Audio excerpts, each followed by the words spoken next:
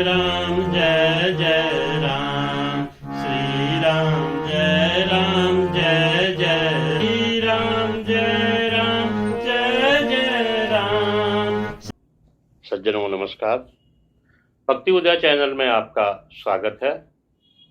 आज हम आप लोगों के लिए एक विशेष जानकारी लेकर आए हैं। ये जानकारी है पितृपक्ष के संबंध में। पितृपक्ष बिल्कुल नज़दीक है, तो आज हम आपको पितृपक्ष के बारे में बताने जा रहे हैं कि पितृपक्ष का श्राद्ध क्या है।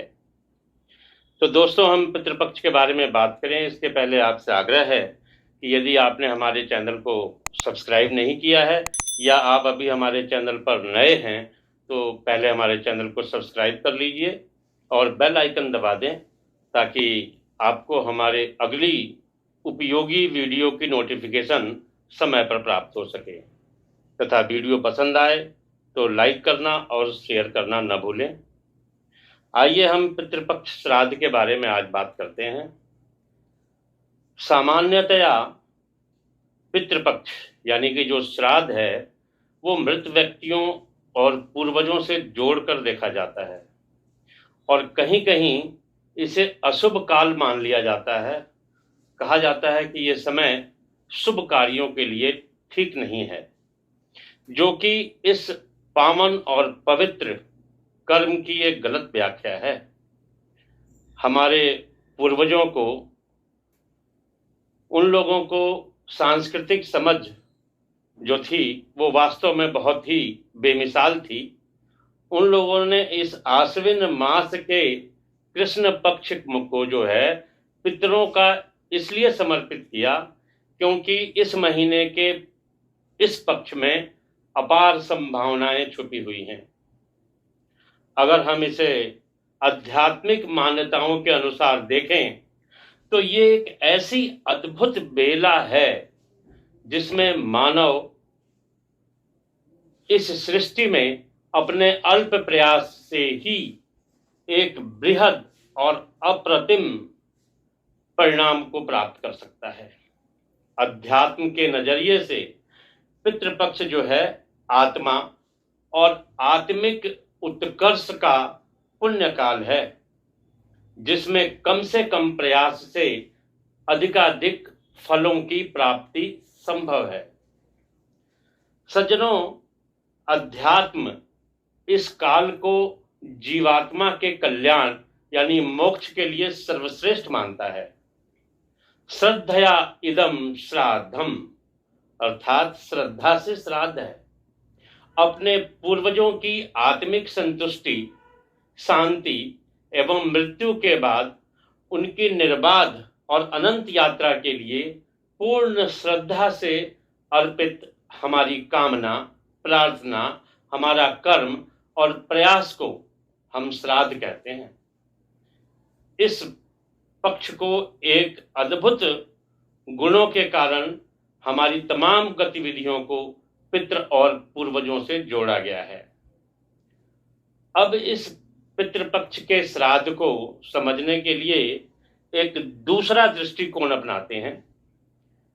एक नजरिया यह साबित करता है कि इस पक्ष को सिर्फ मृत्यु प्राप्त हुए लोगों का काल के रूप में नहीं देखा जाना चाहिए।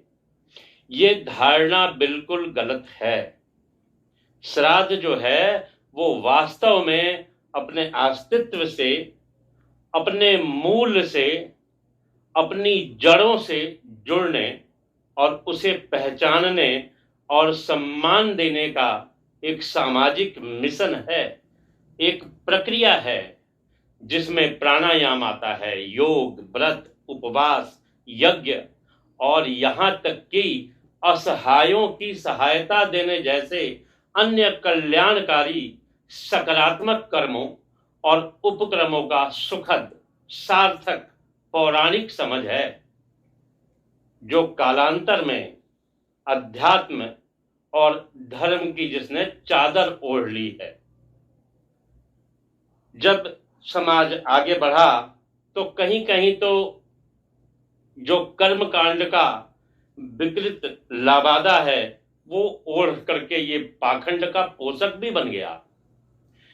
सही मायने में देखा जाए तो आश्विन मास के कृष्ण पक्ष को अर्थात पितृपक्ष को, मतलब इस पवित्र हिस्से को अशुभ काल मानना तो हमारी नासमझी होगी, क्योंकि इस पखवाड़े में कर्मकांड के स्थूल गतिविधियों को महत्व न देकर सरल और सात्विक अंदाज को अपनाया गया है।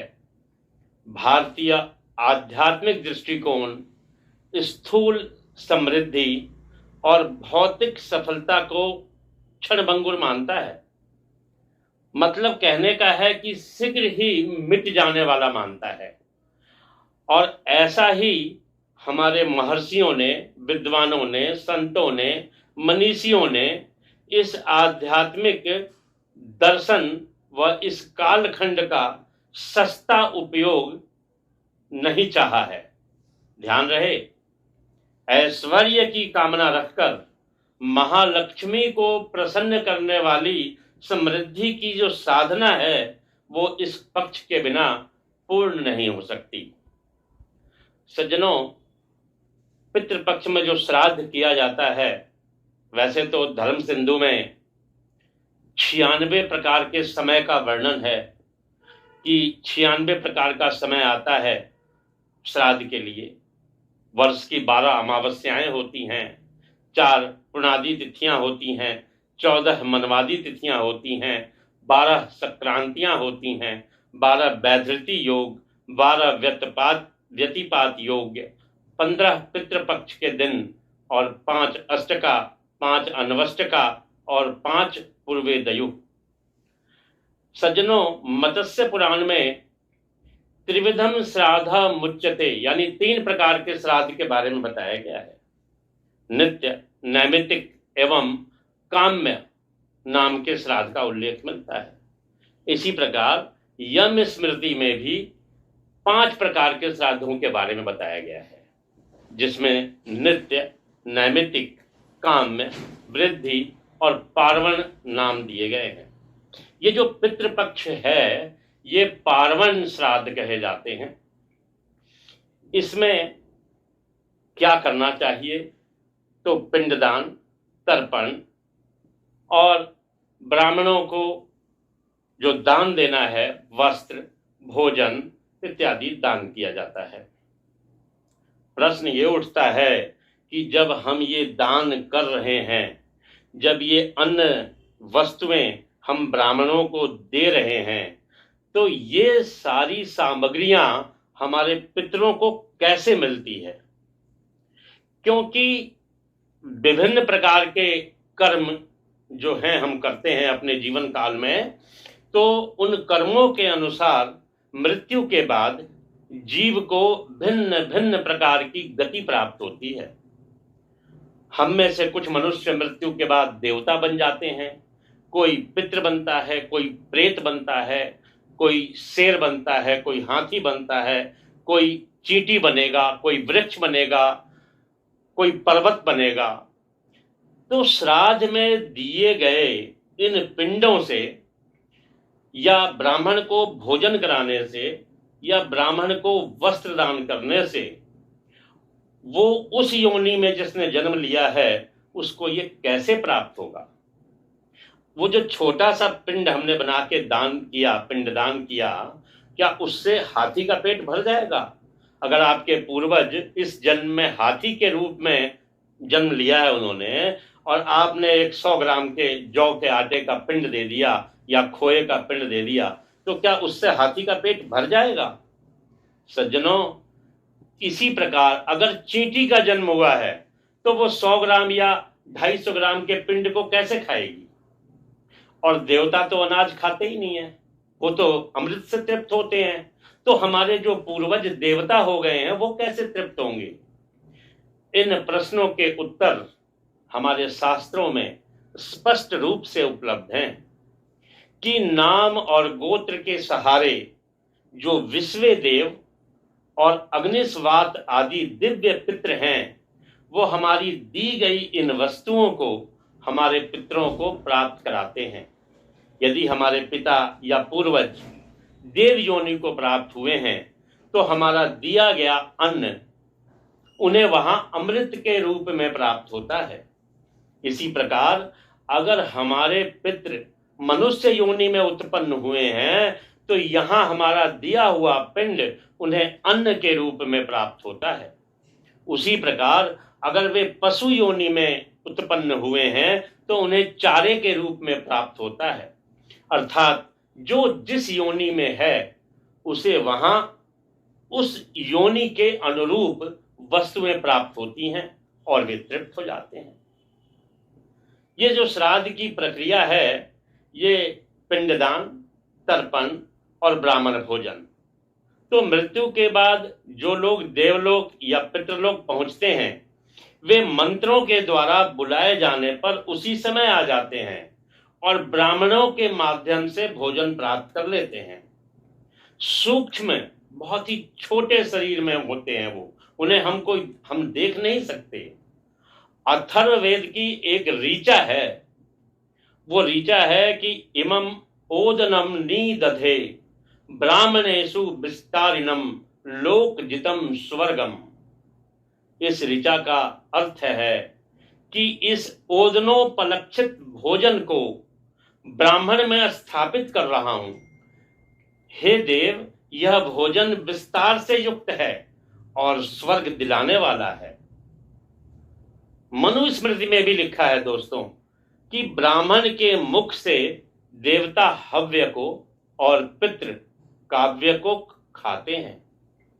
तो इस प्रकार पितृपक्ष श्राद्ध को हमें पिंडदान करना चाहिए, तर्पण करना चाहिए और साथ में ब्राह्मण भोजन कराएं। इसके उपरांत यदि आपकी इच्छा है तो जो असहाय लोग हैं, जो कंगाल हैं, दरिद्र हैं, उनकी सहायता करें। उनके लिए भी भोजन की व्यवस्था अगर आप सामर्थ्यवान हैं तो उनके लिए भी करें। उनके माध्यम से भी अवश्य ही आपके पितरों को तृप्ति प्राप्त होगी। कुछ लोग पूछते हैं कि अगर हमारे पास धन का अभाव हो, धन ना हो कपड़ा खरीदने के लिए, ब्राह्मण के लिए अन्न की व्यवस्था करने के लिए, भोजन की व्यवस्था करने के लिए, तो श्राद्ध कैसे करें? गरीब आदमी कैसे करेगा? तो शास्त्रों में इसकी भी व्यवस्था है। हमारा जो सनातन धर्म है ये हर प्रकार के, हर वर्ग के लोगों का इसमें समावेश किया गया है। धन की परिस्थिति सबके लिए एक जैसी नहीं रहती। कहीं कहीं और कभी कभी धन अभाव हो जाता है। आज हमारे पास धन है, कल हो सकता है ना हो। इस पितृपक्ष में तो हम ब्राह्मण भोज करा लें, इस पितृपक्ष में हम अपने पितरों के नाम पर भंडारा भी कर दें, लेकिन हो सकता है अगले पितृपक्ष में हमारी स्थिति ऐसी ना रहे। तो श्राद्ध का अनुष्ठान कैसे होगा? और श्राद्ध का अनुष्ठान तो अनिवार्य है। तो क्या व्यवस्थाएं हैं हमारे शास्त्रों में? यदि अन्न और वस्त्र के लिए पैसे नहीं है तो केवल शाक से, साग सब्जी से श्राद्ध कर देना चाहिए। साग सब्जी का इंतजाम कर दीजिए। लेकिन सज्जनों, कई बार तो ऐसा होता है कि साग सब्जी के लिए भी पैसे नहीं होते। उस समय क्या किया जाए? तब कहा जाता है कि आप सड़क पर, जंगल में लकड़ियां इकट्ठी कर लीजिए और उन लकड़ियों को बेचिए और बेच करके जो धन प्राप्त हो उससे श्राद्ध करिए। ये शास्त्रों में लिखा गया है। मतलब कहने का है कि श्राद्ध के लिए आप कुछ कर्म करिए और कर्म करके कुछ पैसे उपार्जित करके आप श्राद्ध करिए। लेकिन ये भी संभव नहीं है तो कहाँ आज के समय में हम जंगल ढूंढेंगे और गिरी हुई लकड़ियों को चुन करके इकट्ठा करेंगे और उन्हें बेचकर श्राद्ध करेंगे? ये संभव नहीं है। जब ये भी संभव नहीं है तो सज्जनों, एक रास्ता है। आप कहीं से भी घास काट लीजिए। ये तो आसान है, घास तो कहीं भी मिल जाएगा। आप एक मुट्ठी घास कहीं से भी ले लीजिए और वो ले करके गाय को चारे के रूप में खिला दीजिए। आपका श्राद्ध हो गया। आप कहिए कि मेरे पास कोई व्यवस्था नहीं है, ऐसा मानसिक संकल्प कीजिए कि मेरे पास कोई व्यवस्था नहीं है, मैं ये अपने पितरों को श्राद्ध देने के लिए गाय को ये चारा खिला रहा हूं। सज्जनों, आपका श्राद्ध पूर्ण और आपके पितृ तृप्त हो जाएंगे। अब अगर घास भी नहीं ले सकते कहीं से, इसकी भी व्यवस्था नहीं है, तो सज्जनों आप क्या करिए कि सुबह नहा धो करके बाहर निकल जाइए, अपने छत पर चले जाइए और आकाश की ओर दोनों हाथ उठा करके और कहें, हे पितरों, आज मेरे पास आपका श्राद्ध करने के लिए कुछ नहीं है, लेकिन मैं मानसिक रूप से आपको संकल्पित श्राद्ध कर रहा हूं। सज्जनों, आपका ये श्राद्ध भी स्वीकार होगा और आपके पितृ इससे भी तृप्त हो जाएंगे। तो इस प्रकार सज्जनों, ये श्राद्ध कितना आवश्यक है, इसके बारे में आज हमने थोड़ी सी चर्चा करी है।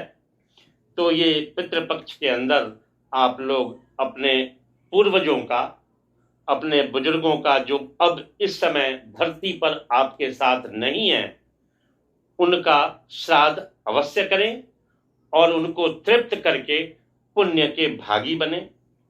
पितरों से आपको अन्न, धन और वंश तीनों प्राप्त होता है, इसलिए पितृपक्ष के अंदर आपके यहाँ जो लोकाचार हो, उस लोकाचार के मुताबिक आप श्राद्ध अवश्य करें। सज्जनों, ये मेरी वीडियो आपको पसंद आई हो तो इसे लाइक और शेयर करना ना भूलें। धन्यवाद।